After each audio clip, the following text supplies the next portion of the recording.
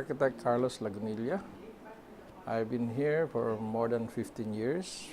I started working here in 1991 until 1994. Then come back to Manila to do my own private practice, and then come back again 2004 until this present time. Here in Malaysia, I'm only stationed here in Kuala Lumpur. The first project I handled is the Tropicana Golf and Country Club, which is now presently existing at the Mansara area. Then the Menara Well Tower and the Highcomb Tower from 1991 to 1994. Then 2004, I worked in a small company with doing some condominiums. Then after 2 years, I worked in Kumpulan Architect and became senior project architect for CIMB Tower, which is now presently located at KL Central. And 2 years after, I am partly involved on NASA Towers, which is the Platinum Towers, located somewhere in KLCC. And now I'm working on the My IPO 26-story tower, which is now currently under construction.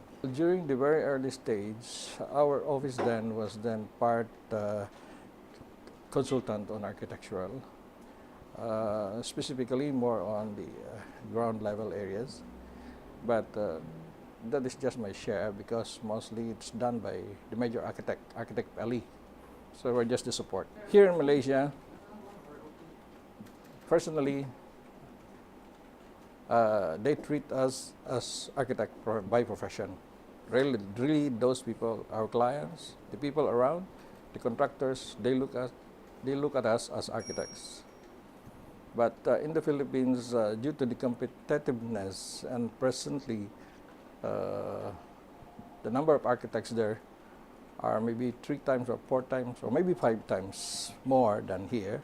So practicing in the Philippines is too quite competitive, and sometimes it gives you more frustrations than success.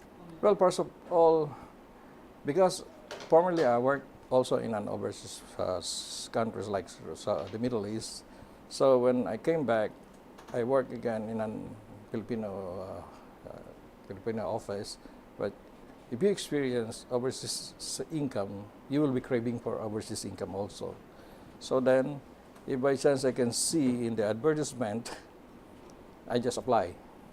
So lucky, I was considered to be lucky when one of the architectural firm in Malaysia tapped me as their senior architect.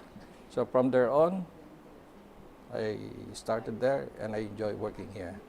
Filipino workers are very diligent, industrious, and focus on their job. They don't rely too much on their other locals, because sometimes they believe that they can do more. They want to show their qualifications, their intelligence, and most of it are all successful. So, in general, Filipino here, professionals, are very, very much in demand. Presently, just a week ago, there is a national convention of the architects. And being the Vice President of United Architects of the Philippines, Kuala Lumpur chapter, we went there as a team. So comparing now the present Philippines and Malaysia, okay, there are lots of development now in the Philippines, infrastructures, high-rise building, mostly all over Metro Manila. You can see a lot of boom in construction, which I believe, personally, I saw it is really in existence. And that means to say, Philippines is already very stable when it comes to progress. In Malaysia, it's very nice. Business is good, business is strong. There are still a lot of high-rise development, mixed developments, which we specialize. So it's almost there. The level is almost there, because Filipino architects now having practice in the Philippines are also doing a lot of high-rise building. Citing an example are those well-known architects like architect Palafox, you know.